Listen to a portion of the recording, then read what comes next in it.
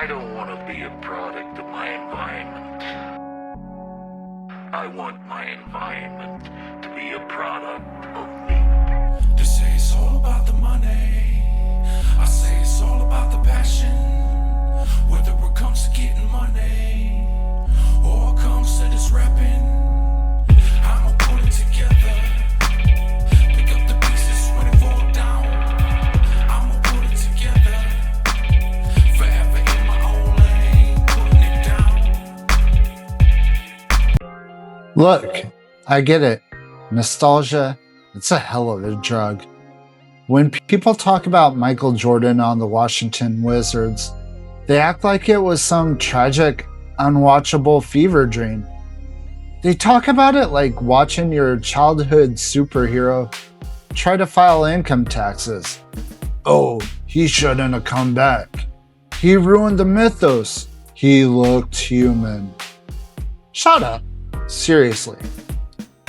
You're misremembering it because you wanted the 1988 Airwalking deity.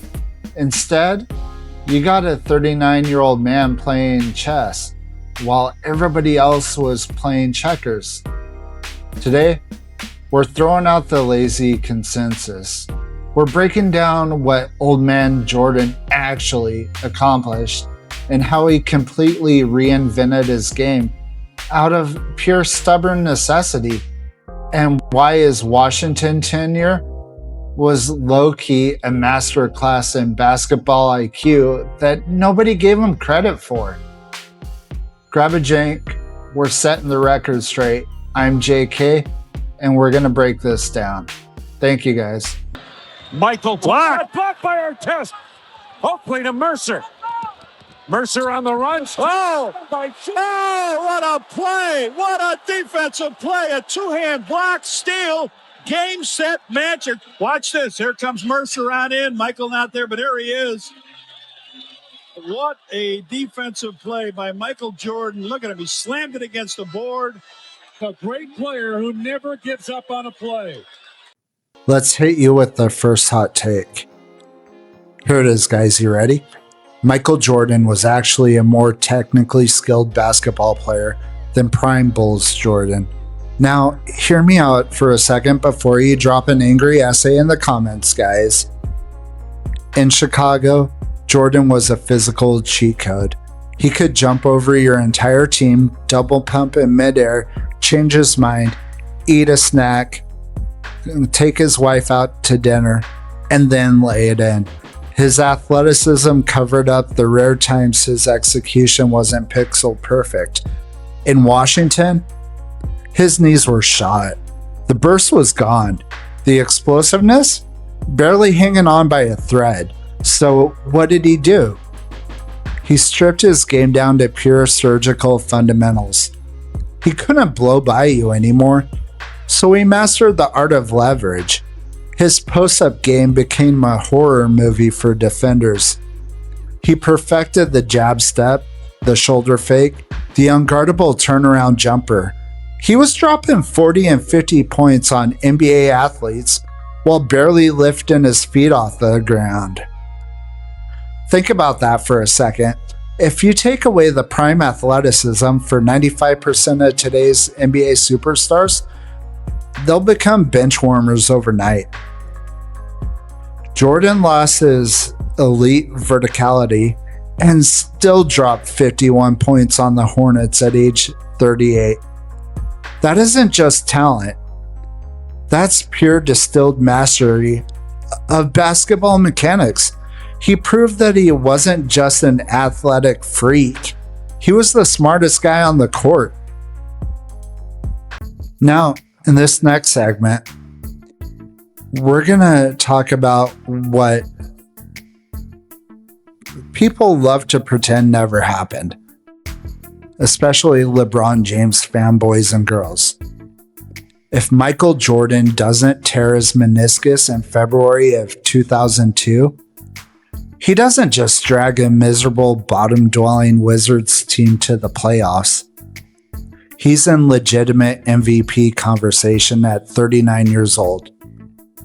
People forget about how abysmal the Washington Wizards were before MJ even stepped on the floor. They were a walking comedy routine. The year before he played, they won 19 games. That's right, 19. By January of 2002, Jordan had his ragtag group of misfits at 26 and 21. He had them defending. He was averaging 25, 6, and 5.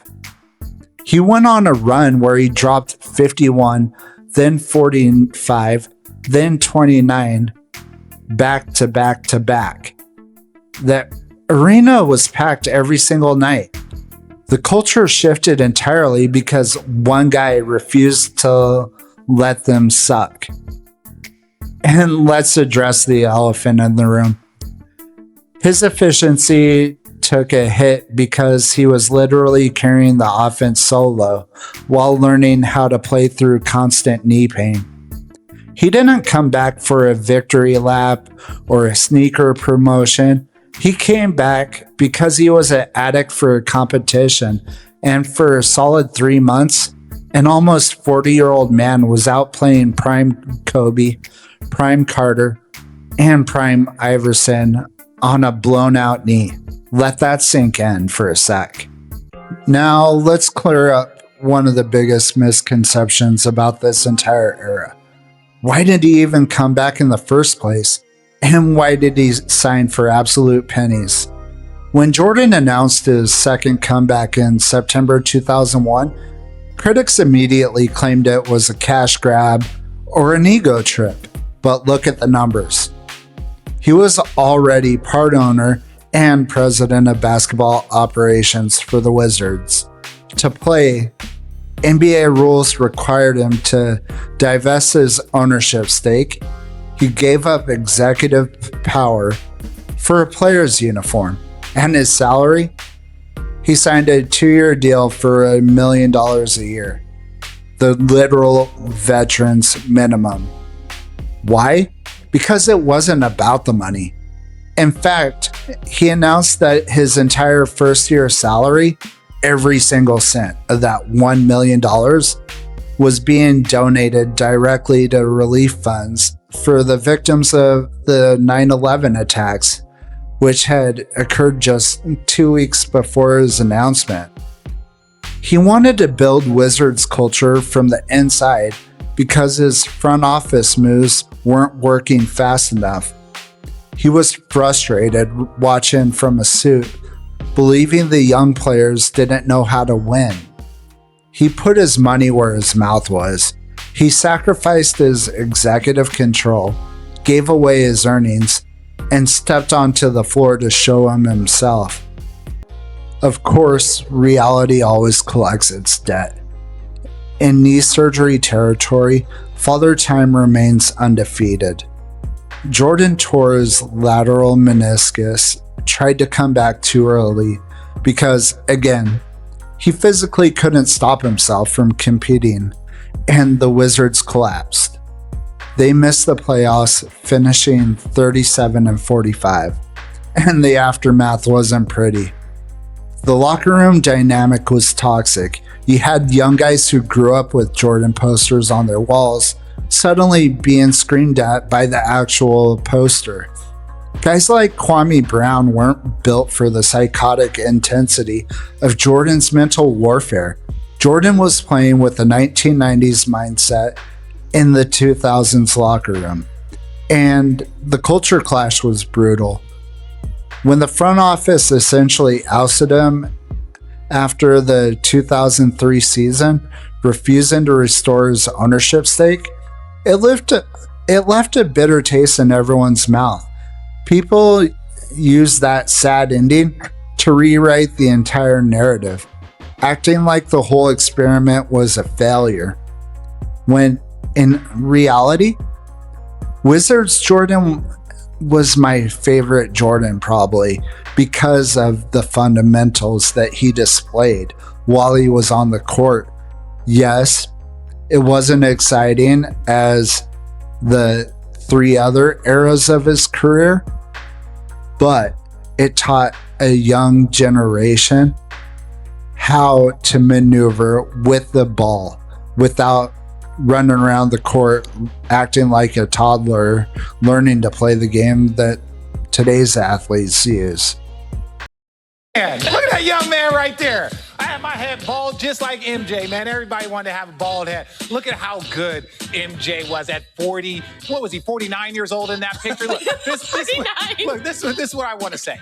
MJ was that dude. I have one of the honors in the NBA. I played against MJ. I played against Kobe in the finals, and I played with LeBron in the finals. So when I talk about GOATs, I know a little bit about GOATs, and MJ was special. We had the best defensive team for 2 years. Me, Jason Kidd, Kenyon Martin, Kerry Kittles. We had a loaded defensive team, and this man gave, and look, everybody got some of that. So look, Kenyon Martin, #1 pick. Young boy Richard, look, he had nothing. Look, I was trying my best. There was nothing. I remember looking over at Jay Kidd like, hey, are we going to switch up? He's like, young fella, you're doing as good of a job as anybody. Jason Kidd led the league in steals. So when I tell you he was doing this against the best defensive team in 2001 and 2002, we were the #1 rated defensive team in the league that year. So when I tell you that MJ and everyone talks about, oh, we're done with the 90s and all of that nonsense, that makes absolutely no sense. He is one of the GOATs. He put a work on one of the best young, most athletic defensive teams in the league. And that's a problem. So, as far as I'm concerned, we're not done with the 90s. But here's the truth. Wizards Jordan didn't tarnish his legacy. If anything, it solidified it. It proved that the genius wasn't tied to his youth. It proved that even broken down, running on sheer willpower and mid-range footwork, he was still better than 90% of the league. He showed future generations how to age gracefully and adapt their skill sets when the athleticism starts to fade. Unfortunately, LeBron James didn't learn that. He's still shooting 76% from the free throw line, and outside of 3 feet, his field goal percentage drops dramatically. So next time someone tells you that Wizards Jordan was a mistake, tell them to go watch the tape. What do you think? Was old man MJ impressive? Or am I wearing rose-tinted glasses over here? Drop your hottest takes in the comments below. I read them all, even the wrong ones.